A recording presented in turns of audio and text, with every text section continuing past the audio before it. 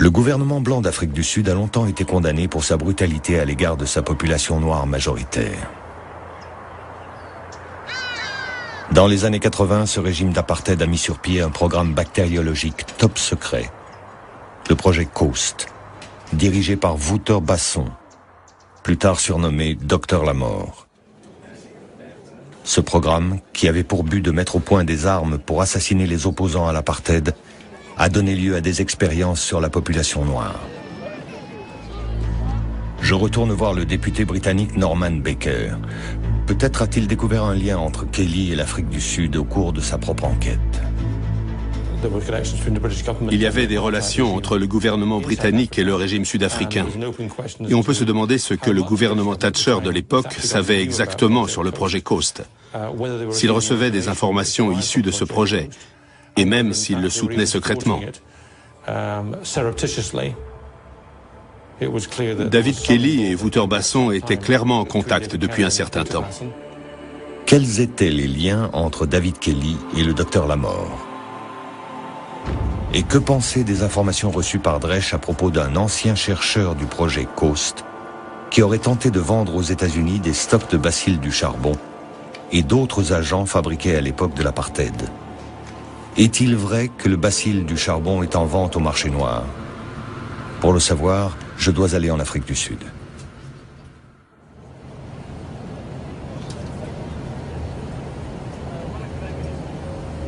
Dans l'avion, je survole le pays où a pris corps ma hantise des armes biologiques.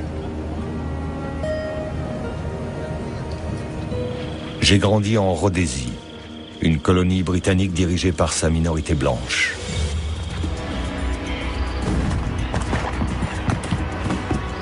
Quand j'ai eu 18 ans, dans les années 70, une véritable guerre civile faisait rage dans le bush. Les nationalistes noirs avaient pris les armes pour conquérir leur liberté. Les Blancs étaient déterminés à se maintenir au pouvoir à tout prix. En fait, nous refusions de laisser la Rhodésie aux mains de la majorité noire. Et il y avait une raison pour ça. Ce n'était pas juste du racisme.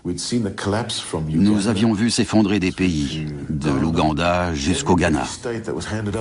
Toutes les colonies britanniques qui étaient devenues indépendantes avaient sombré dans l'anarchie. Il n'était pas question que ça arrive en Rhodésie. C'est moi, en 1977, quand j'ai rejoint les Selous Scouts. Jim Parker est un ancien membre des forces spéciales de l'armée rhodésienne, les Selous Scouts. Un régiment d'assassins d'élite, dont la mission est d'éliminer l'ennemi par tous les moyens.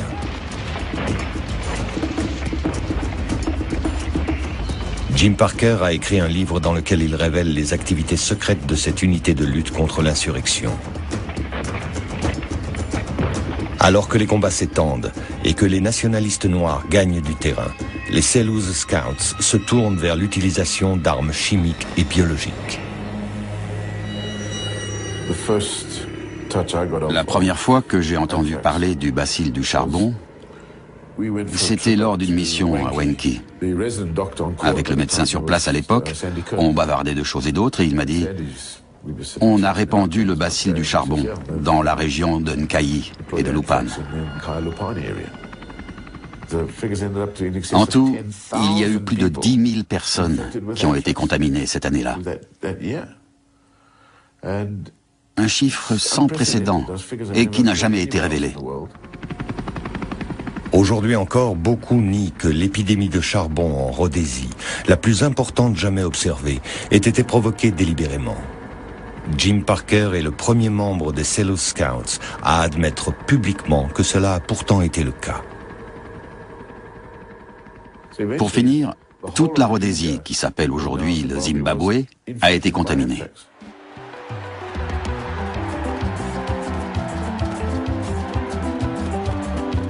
En 1980, quand un accord négocié met fin à la guerre et donne naissance à la nation indépendante du Zimbabwe, les Selous Scouts se réfugient au sud. Tous les documents top secrets, tout ce qui concernait les Selous Scouts, ont été transportés ici, en Afrique du Sud. L'Afrique du Sud devient le dernier champ de bataille de la suprématie blanche sur le continent africain. Et comme en Rhodésie, l'un des chapitres les plus sombres de l'apartheid est l'utilisation secrète des armes biologiques. Me voici dans la Nouvelle-Afrique du Sud. Les crimes du passé se sont effacés, mais ils n'ont pas été oubliés. Ma première tâche est d'essayer de rencontrer Wouter Basson. C'est la clé pour comprendre le rôle qu'a joué l'Occident dans les activités criminelles du projet Coast et ce que sont devenus les stocks de bacilles du charbon.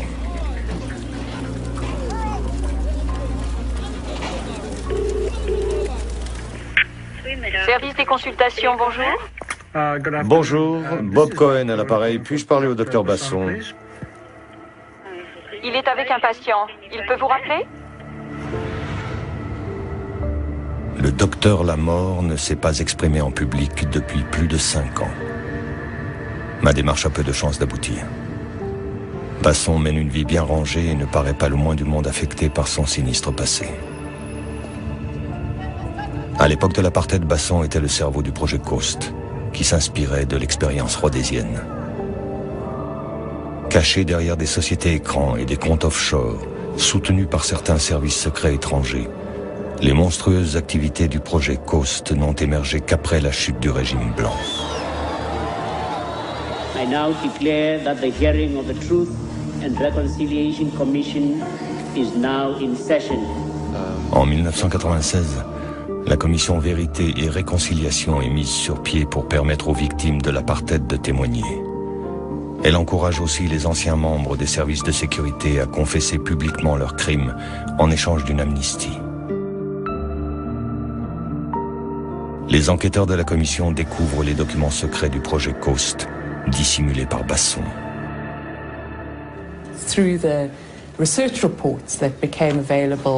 Parmi les rapports de recherche sur lesquels les enquêteurs ont mis la main et qui faisaient partie des nombreux documents découverts en possession de Basson, certains rapports faisaient clairement état de recherches sur des toxines susceptibles d'être administrées à une personne pour la tuer, tout en restant indétectables.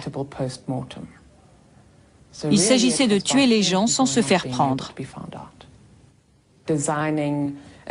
Ils avaient conçu des armes mortelles, les gadgets classiques des espions, comme des parapluies à la pointe empoisonnée, projetant des capsules en polycarbonate qui libéraient un poison dans le sang de la victime, la tuant sans laisser de traces. Contrairement aux autres scientifiques du projet Coast, Wouter Basson refuse de témoigner. Vous ne voulez pas répondre. En 1999, il est traduit en justice pour répondre de 61 chefs d'accusation, dont meurtre, conspiration de meurtre, fraude, trafic de drogue et propagation volontaire d'une épidémie de choléra.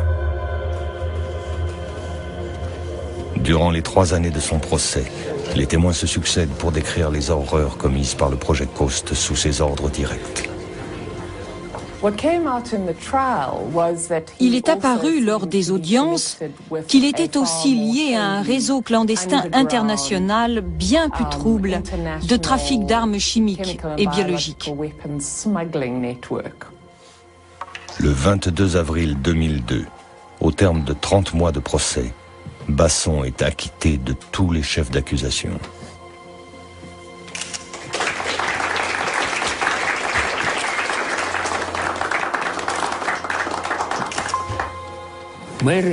Ma réaction a été la colère. Mais les Noirs dans ce pays ont tellement l'habitude, ils sont blasés. On le savait. J'ai parlé à des gens et on savait que ça se terminerait comme ça, qu'ils n'iraient pas en prison. Themba Molefe a couvert le procès pour le Sowetan, le plus grand quotidien noir d'Afrique du Sud. J'ai été choqué par ce que j'ai appris. Les choses que Wouter Basson était capable de faire. Il me fait peur. Il joue les innocents. Mais pour moi, ce n'est qu'un masque.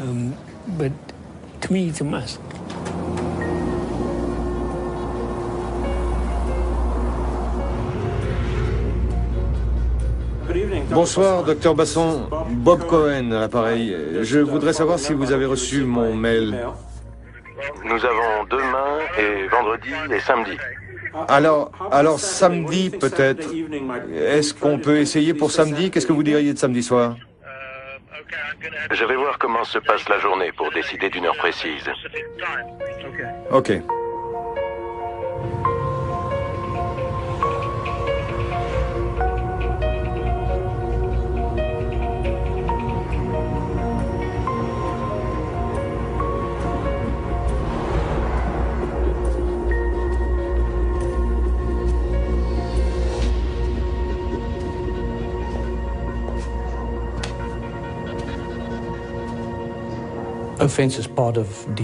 L'attaque fait partie de la défense, il n'y a pas à tortiller. Si vous avez une maison que vous voulez protéger contre les cambrioleurs, vous construisez un grand mur avec une clôture électrique, vous mettez des Rottweilers dans le jardin, des barreaux aux fenêtres, une alarme dans la maison. Et si vous vous réveillez une nuit avec un voleur dans votre salon ou votre chambre, vous pouvez être sûr qu'il n'est pas là pour papoter avec vous. La seule façon de vous défendre, c'est l'attaque. Si vous êtes costaud, vous pouvez le tabasser, mais si vous faites ma taille, c'est le pistolet ou le couteau.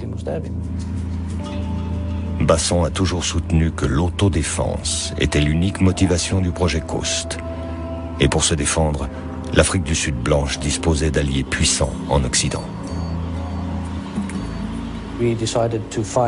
On a décidé de trouver des organisations qui pourraient nous aider sur le plan technologique. Il y en avait surtout au Royaume-Uni et en Amérique, et quelques-unes en Europe. On a été les voir, on leur a expliqué notre problème en leur indiquant de quelles informations on avait besoin. On en a obtenu quelques-unes, le reste on l'a acheté, emprunté ou volé. Curieusement, l'aide que nous avons reçue des Américains et des Britanniques était idéologique. Vous connaissiez David Kelly? Je l'ai rencontré à 3 ou 4 reprises, purement dans le cadre d'un échange d'informations. D'après le peu que j'en ai vu, il m'a donné l'impression d'un homme intelligent, honnête, très attaché à son travail. Vous l'avez rencontré à Porton Down? Je ne peux pas vous le dire, mais je l'ai vu plusieurs fois. Basson aurait donc bien rencontré David Kelly, apparemment pour échanger des informations. Vous êtes allé à Porton Down et Fort Detrick? Oui. Vous pouvez m'en parler? Non, parce qu'après vous allez me demander par l'intermédiaire de qui et pourquoi et comment, alors que j'ai déjà assez d'ennuis comme ça avec les gouvernements britanniques et américains. Je vous dirais juste qu'on y est allé, pas du tout dans le but de nuire à la Grande-Bretagne et aux États-Unis. Notre unique objectif était de voir ce qu'ils pourraient faire pour nous aider et d'améliorer notre propre programme grâce à leur savoir-faire. Professeure de sciences politiques à l'Académie navale des États-Unis, Helen Perkett, grande spécialiste du projet Coast, concède que les États-Unis pourraient avoir collaboré avec le régime sud-africain. L'administration Reagan avait une politique d'engagement constructif. Il est donc possible, je n'en ai aucune preuve, mais c'est plausible, qu'il y ait eu une coopération sur certains programmes, y compris le programme d'armement biologique, entre les États-Unis et l'Afrique du Sud. Mais c'est secret défense. Quel secret l'Occident peut-il cacher sur l'ampleur de sa collaboration au projet Coast? Je me tourne vers l'une des sources de Dresch, le journaliste d'investigation Sam Saul. Le projet sud-africain était bien commode, surtout les recherches sur le nec plus ultra des armes dont on pourrait se servir pour commettre des assassinats, en faisant en sorte que la mort ne paraisse pas suspecte. Peut-être bien que d'autres services secrets étaient intéressés par de telles armes, mais ne pouvaient pas faire les recherches eux-mêmes et se servaient de l'Afrique du Sud pour faire le sale boulot. Savoir si c'est le cas est une question qui reste ouverte.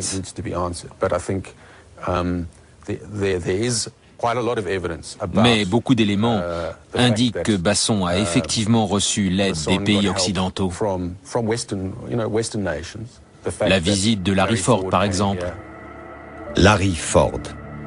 Après l'envoi des lettres contaminées, Dresch avait demandé au Congrès américain d'enquêter sur Ford, un microbiologiste californien qui, selon lui, avait été consultant pour la CIA et le projet Coast.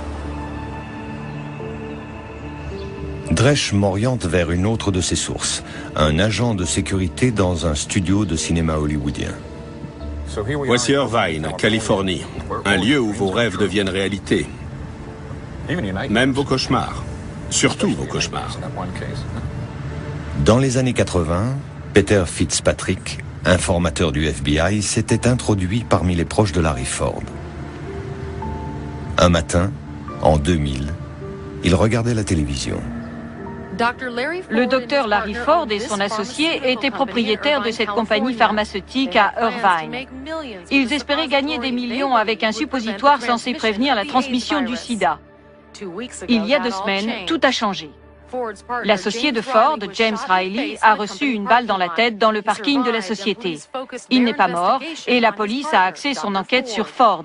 Mais avant qu'elle ait pu l'interroger, celui-ci s'est suicidé. Les gens qui connaissaient Larry Ford dans le quartier ignoraient qu'il travaillait sur le programme bactériologique sud-africain. Il manipulait des agents chimiques et biologiques. Il faisait muter des germes. Il les avait perfectionnés à tel point qu'il n'avait pas d'antidote connu. Aucun antidote connu. Tout ça était chez lui et les policiers allaient fouiller la maison. Que faire? Fitzpatrick appelle la police pour la prévenir. Nous avons trouvé 20 à 30 petits bocaux et une bouteille d'1 demi-litre. Nous avons envoyé ces substances à un laboratoire pour des tests. Nous ne savons pas encore de quoi il s'agit. Sur quoi travaillait Larry Ford?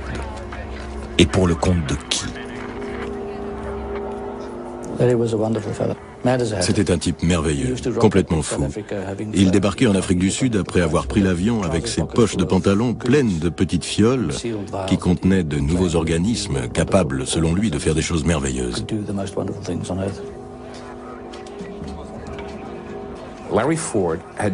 Larry Ford avait fait muter le choléra, la typhoïde, le charbon, le botulisme et la peste bubonique. Et il avait aussi mis au point ce qu'il appelait des germes tueurs de kaffir. Kaffir, en afrikaans, signifie négro. C'était donc des germes qui étaient spécifiquement destinés à tuer seulement les Noirs. En d'autres termes, une arme biologique ethnique. Le projet Coast est-il vraiment allé aussi loin? Dès le début, la mise au point d'un moyen pour maîtriser la croissance de la population noire a été l'un des principaux domaines de recherche. Ces recherches se sont intensifiées à mesure que la population noire augmentait et que les soulèvements devenaient plus violents.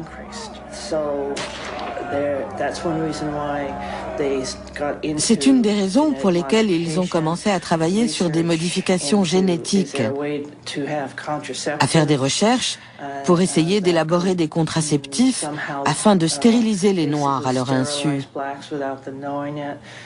Toutes sortes de recherches qui aujourd'hui paraissent vraiment délirantes. On a parlé d'une arme ethnique sur laquelle travaillait le projet Coast, baptisé la bombe noire. Un projet génial, le plus amusant de ma vie.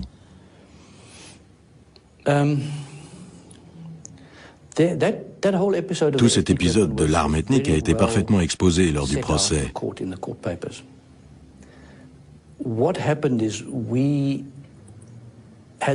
En fait, nous avions pour objectif de synthétiser une certaine protéine présente dans le sperme à des fins contraceptives. L'idée était que si on pouvait immuniser une femme contre le sperme, on la rendrait stérile.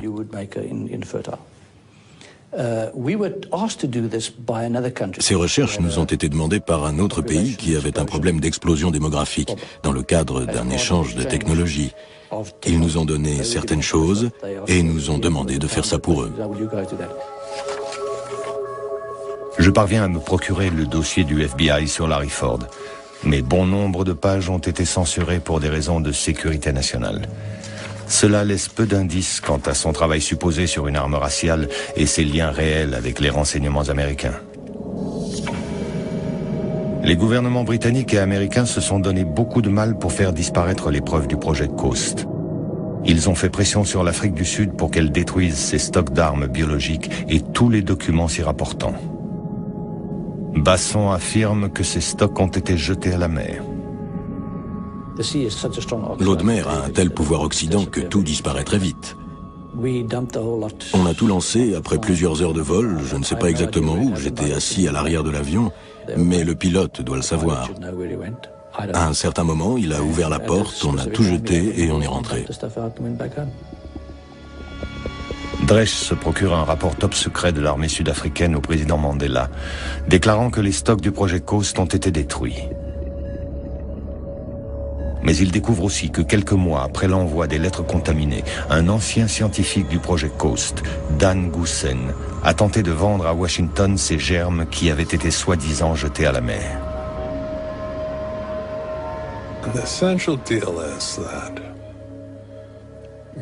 Le deal, c'était que Goosen devait recevoir 5 millions de dollars et qu'il livrerait la cache secrète où se trouvent les stocks de bioarmement du projet Coast,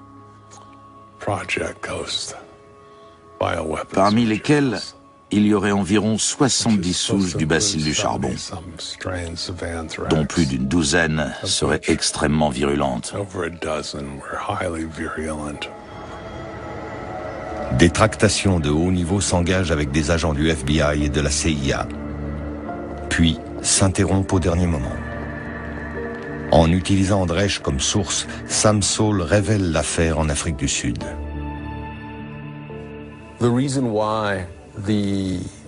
La raison pour laquelle les Américains ont brusquement fait marche arrière n'a jamais été élucidée.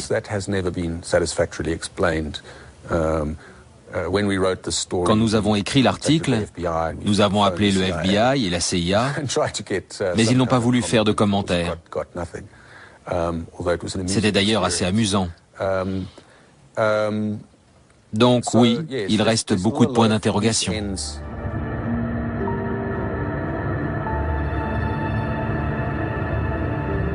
Dan Goosen accepte de me rencontrer dans un lieu public, mais refuse d'être filmé. Il m'explique qu'il ne pourra jamais me raconter toute l'histoire. C'est trop dangereux. Goosen a toujours la main sur la cache d'armes. Personne d'autre ne sait où elle est. Le gouvernement sud-africain a baissé les bras et ne fait rien. Elle est toujours là, quelque part. C'est une famille très soudée. Ce petit jeu autour de l'anthrax, les Américains et les Britanniques y jouent ensemble.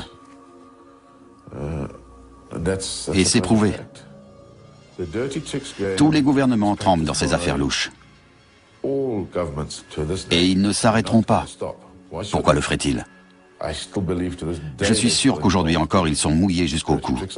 Les Américains sont mouillés. S'ils ne veulent pas se laisser distancer, ils sont obligés de garder tout ça.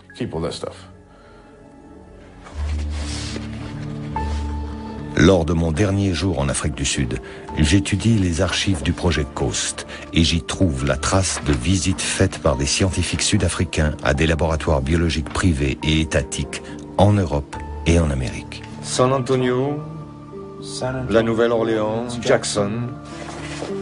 Suis-je tombé sur la piste d'un vaste réseau qui manigance pour fabriquer une nouvelle génération d'armes biologiques? Parmi ceux que cette perspective inquiète, il y a le professeur Ellen Purkett. Je suis certaine que certains gouvernements continuent de mener des recherches dans ce domaine. Et que c'est sans doute ce qui nous attend à l'avenir. Des armes biologiques capables de cibler certaines populations. Je trouve ça terrifiant.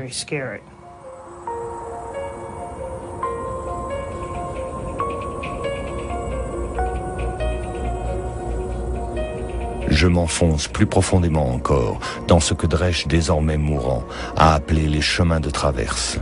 Un réseau parallèle vers lequel tout semble converger. Les programmes secrets, les savants morts, l'argent, les lettres contaminées.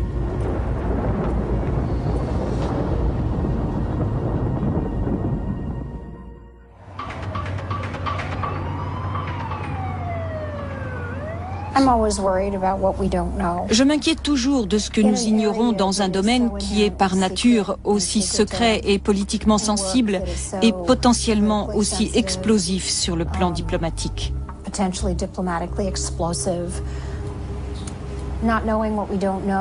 Ne pas savoir donne naissance à des théories du complot. Certaines sont de la paranoïa, d'autres peut-être pas. Tant qu'on n'expose pas clairement les faits qu'on connaît, on ne peut pas reprocher aux gens d'être paranoïaques ou de parler de conspiration, parce que c'est un domaine où il est très difficile de distinguer la réalité de la fiction. On a écrit des thrillers biologiques qui sont aujourd'hui du domaine du possible. Une semaine avant le 11 septembre, Judith Miller, lauréate du prix Pulitzer, et 2 de ses confrères du New York Times ont publié un article révélant l'existence de programmes gouvernementaux secrets liés aux armes biologiques.